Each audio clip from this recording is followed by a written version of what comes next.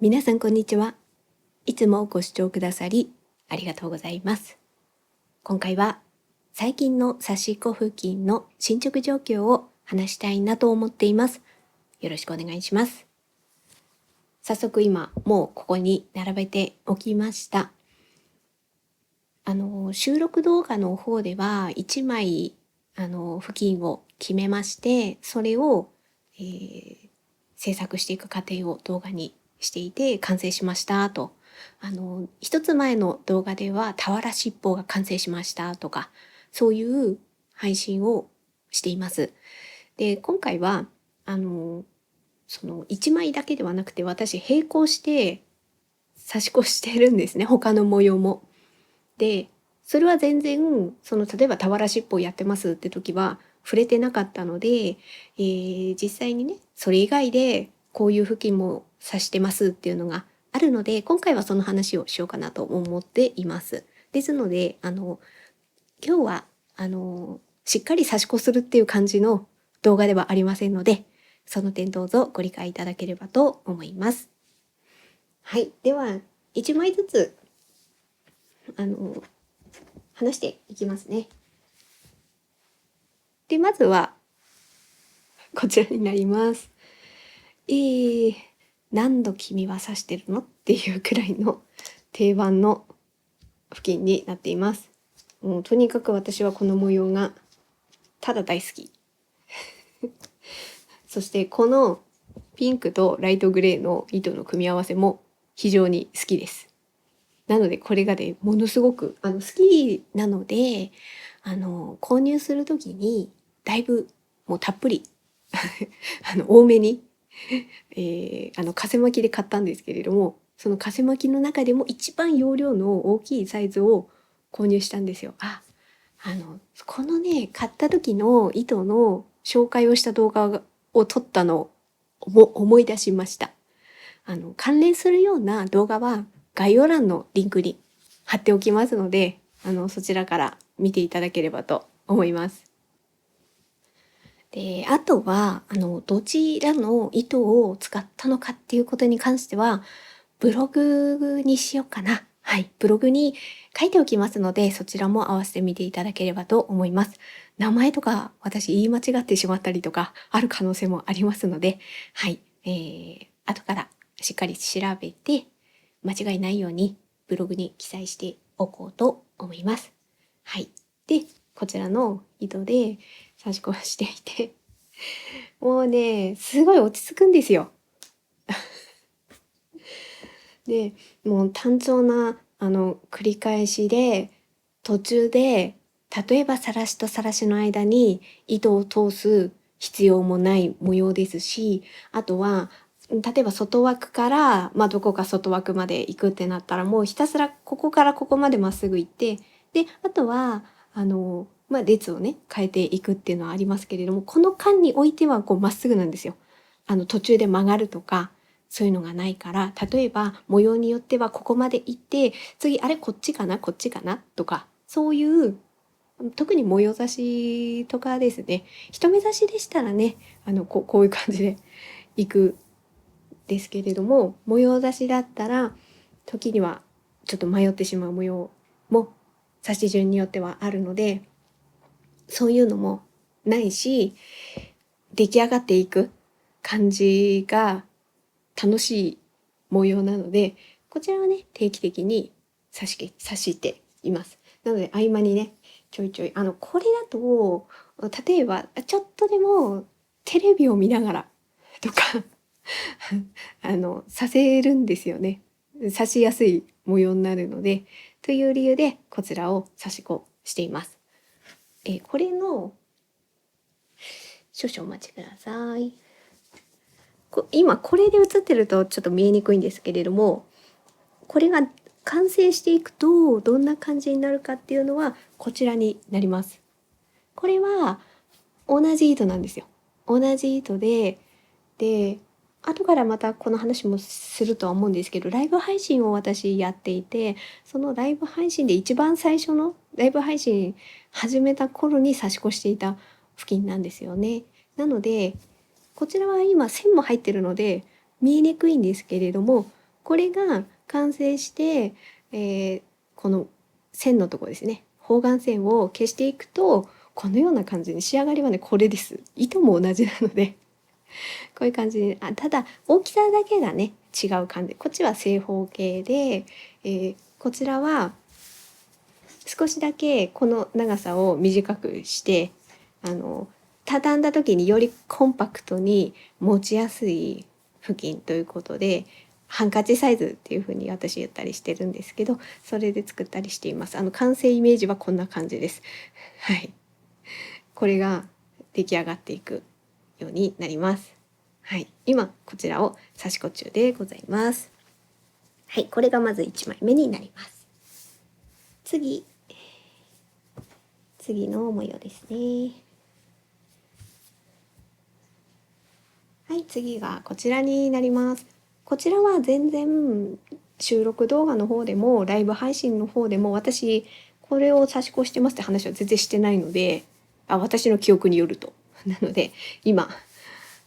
初めて話したのではないかなと思っています。少しずつ刺し始めていて、半分以上ですね出来上がっているような状況です。糸はこちらになります。こちらの、黄色というかもうちょっとこうからし色みたいな感じですね。はい、こちらの単色で細めですね。細めの糸で刺し子していまして、でこちらの寄せ木の模様になるんですけれども、なんでこれを刺したかっていうと、私過去に、寄せ木の模様をそれを、制作して完成しましたまで何回かに分けて動画に投稿しています。そちらの方は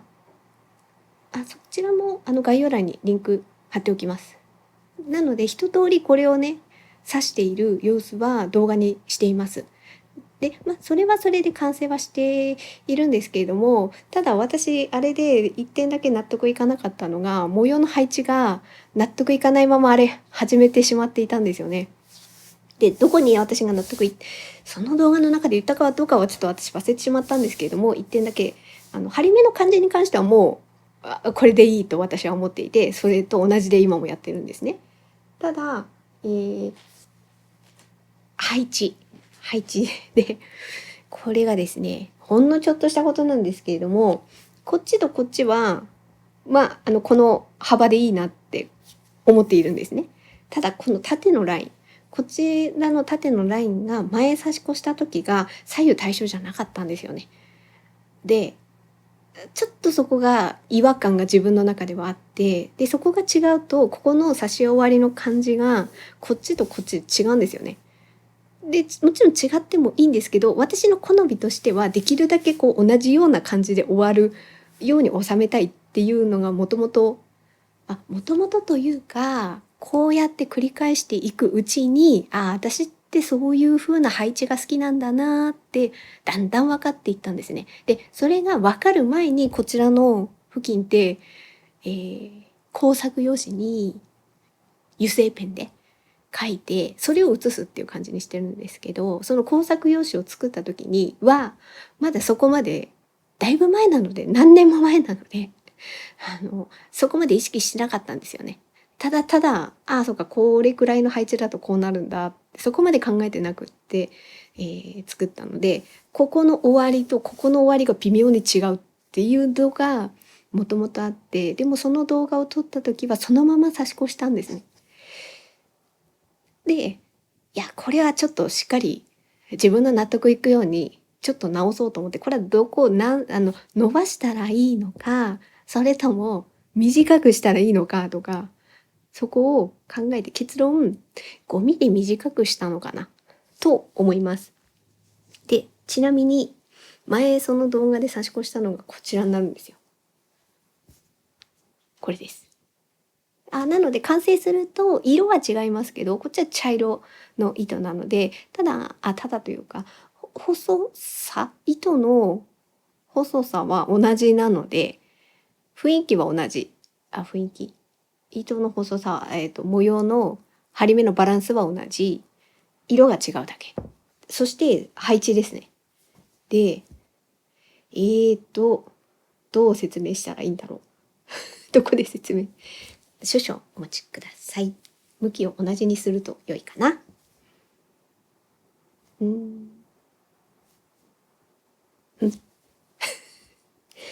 どこが同じ？あ、この向きだと同じかな。この向きだと同じかもしれない。あ、そうですね。今ここのここゾーンに関してはここも同じです。で、この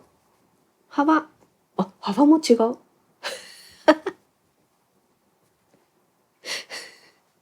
自分でやってて、ここも違うってちょっと今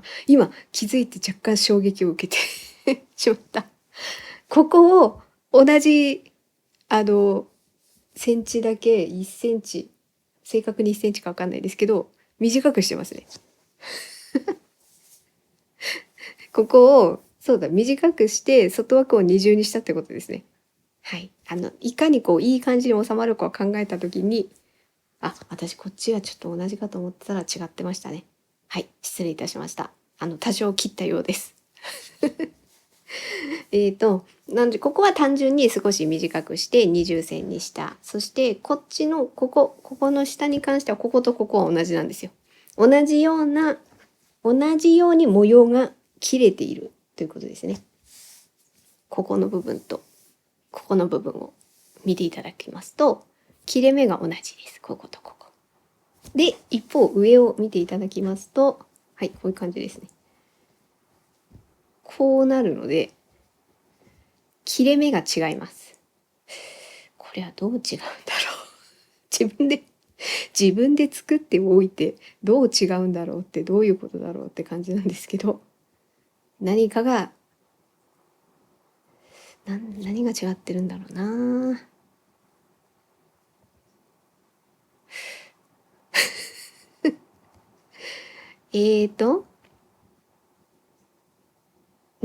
このラインなんだな。どう隠したらいいんだろう。じゃあこれをこうしてこうしてこうしてそして工作用紙の裏側を使ってみようかな。ちょっと今近くに工作用紙あとこの裏で同じような切れ目、ここかな。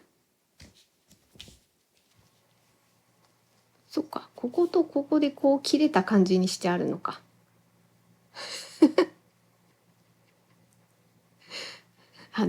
本当これを見てちょっと分かりにくくて申し訳ないんですけど、結論とにかくちょっと切ったんです。そんな雑な言い方で結局なんか分かりやすくやろうとして全然分かりにくかったっていうことで本当申し訳ないです。とにかく周りを少し短くしてできるだけこのバランスですね、ここが同じように途切れる位置での配置までにしたんですよ、この端っこが。そうすることによって差し越していて同じような感じで終われるんですよ、ここが。で模様の切れ方が違うとここの刺し終わりの刺し方がこちら側とこちら側で変わってくるから、そのあたりが感覚つかむのがちょっと難しいんですよね。でこの模様だとちょっと迷子になりやすい模様だったりとかしますので、そこもね難しいんですよね。なので配置を考える時って結局書くことが目的、最終的な目的は書くことではなくって差し越することが目的なので、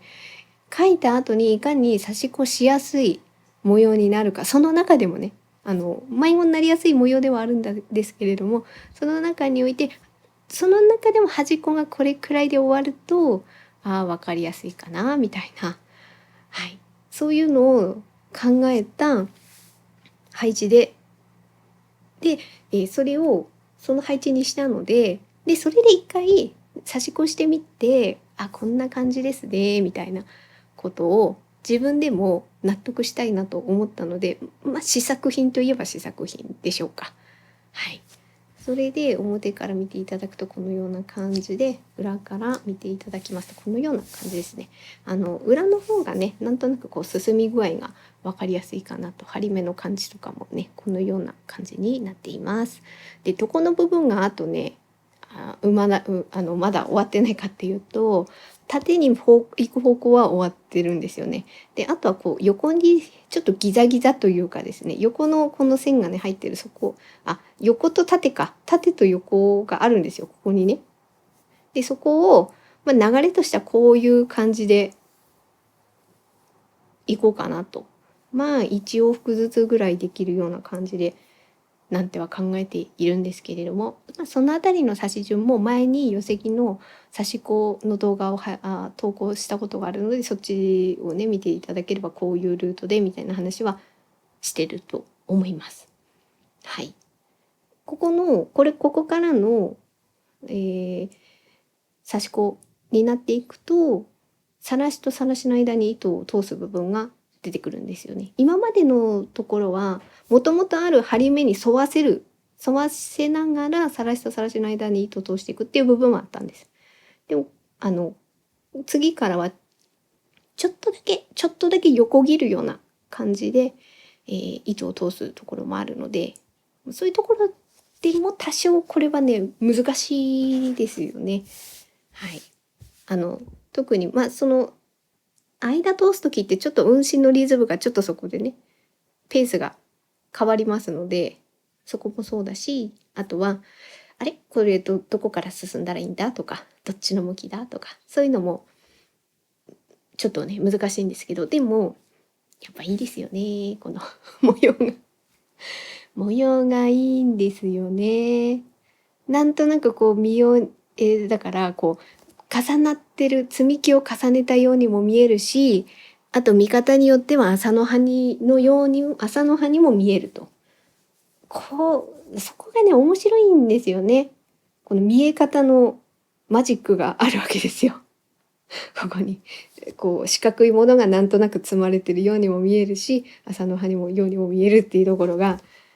面白いなと思うので、これもねちょっとそういう意味ではね、さっきの変わり米刺しとはまた違う理由で刺したいなっていう、定期的にね刺したい模様で、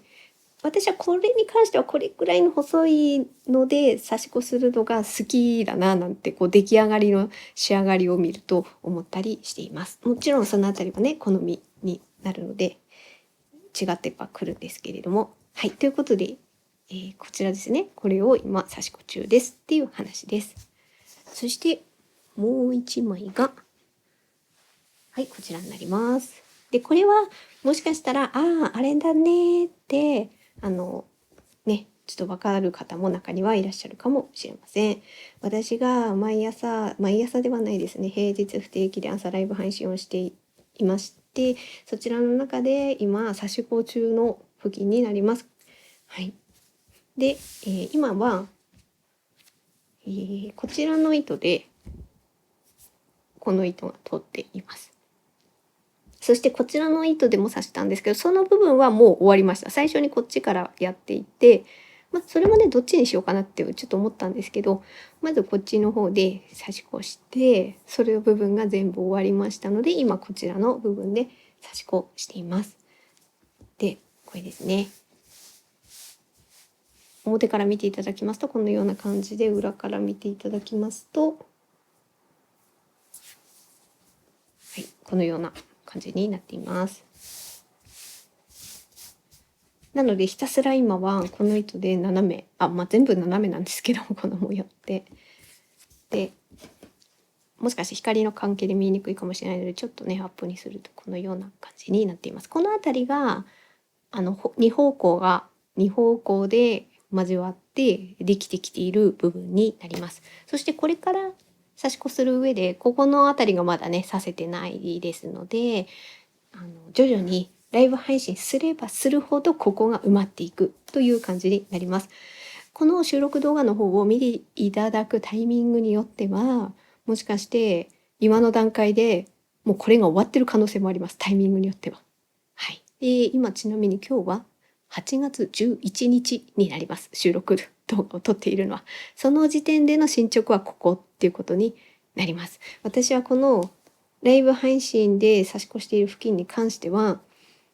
ライブ配信の時しか刺してないんですよ。なのでね今ちょっとこれはねできないっていうかできないっていうと強い言い方になっちゃうんですけれども、私は基本もうとにかく刺し子に関してはライブ配信の時にやるっていう風に決めてやっていますので、はい、もしそちらも、機会がありましたら見ていただけましたら嬉しいです。はい、ということで今回は、今差し越している並行して差し越している模様がありましたので、こちらはねライブ配信で差し越していたので、もうね見ていただく方によってははいはいって分かってますよっていう模様かとは思うんですけれども、それ以外でもね実はこれ差し越してましたっていうのがありましたので、その話をねしてみました。で、今話した付近を並べながらですね、次の動画、これもちょっともう一個だけ私この話もしようかなと思っていて、今ここからは次回予告の話をしようと思ってるんですけれども、一つ動画をまた挟もうかなとちょっと思いつきで、最近刺し子付近をこんな風に活用してますっていう話を一個だけ挟もうかなと思います。はい。で、その話を挟みまして、その次からですね、いつも通りの一つ模様を決めて、はい、刺し子するという動画のいつものスタイルに戻ろうかなと思っています。はい。なのでまず、今回は今日の動画はここまで。そして次の動画は刺し子付近の活用っていうほど大げさでもないんですけど、最近私こんな風に使っていますみたいな話をちょっとしようかなと思っています。で、それを言ってしまうと、じゃあその次から刺し子していく模様は何になるのという話になるので、予告、次の動画ではその活用編の話をして、その活用編が終わった後に何の模様を刺し子するかっていうのだけ話そうかなと思います。少々お待ちください。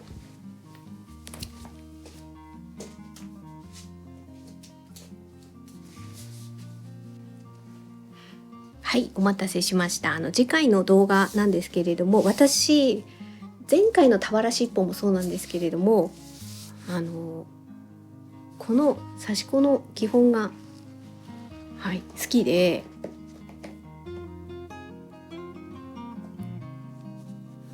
こちらの本に載っている模様で刺したことがない、ものを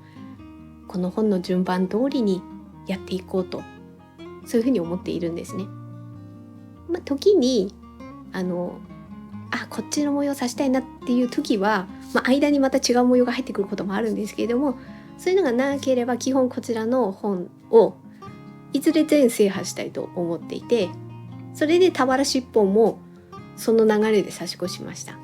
で、この本の順番でいきますと、次何になるのかと言いますと、もう一回ちょっと確認をいたしますと、俵しっぽの次は弓つなぎになってるんですね。で、弓つなぎに関しては私もう過去に刺し子してるんです。こちらの本を参考にさせていただいて、はい、これです。これ弓つなぎなんですけれども、はい、爽やかな糸で刺し子してみたんですね。これ私過去の動画でも配信しているはずなので、ちなみにこれはさらし、そして無印良品の付近、そちらにも同じものを模様を描いて、多少大きさ違うんですけれども、それを描いて、動画にしているのがあったように思うのでなんとなくその動画撮って配信したなっていうのは覚えてるので、多分あると思うんですよ。それもねリンク貼っときます。それはそれでこの模様に関しては言っているので、はい。なので今回はこの弓つなぎはもう刺し子してありますので、こちらの模様は飛ばしまして、はい。ではじゃあその弓つなぎの次は何かとなりますと、サイコロ崩しになるんですね。どんな模様かはとにかくこちらをご参考に、はい、されてください。でも検索すると出てくると思います。不思議な模様なんですよね。歪んでるように見えるんですよねその線の入り方でそれもそれで楽しみだなと。私はそれもね刺したことがありませんので、はい、どんな感じに歪んでこう目の錯覚が起こるような不思議な模様なので、なのでちょっと分かりにくいんですけど、次の動画の予告として、次からではないです。次は1個さっきも言ったように動画挟もうと思いますので、ただ模様何ですかっていうのがあるかと思うので、その予告だけはさせていただきました。今回模様の方だけ、意図はこれから考えますので、はい、模様の方を予告としてお話しさせていただきました。はい、ということで本日の動画は以上となります。もしよければチャンネル登録や高評価をしていただきますと、このように動画にする励みになりますので、よろしくお願いいたします。最後まで見ていただいてありがとうございました。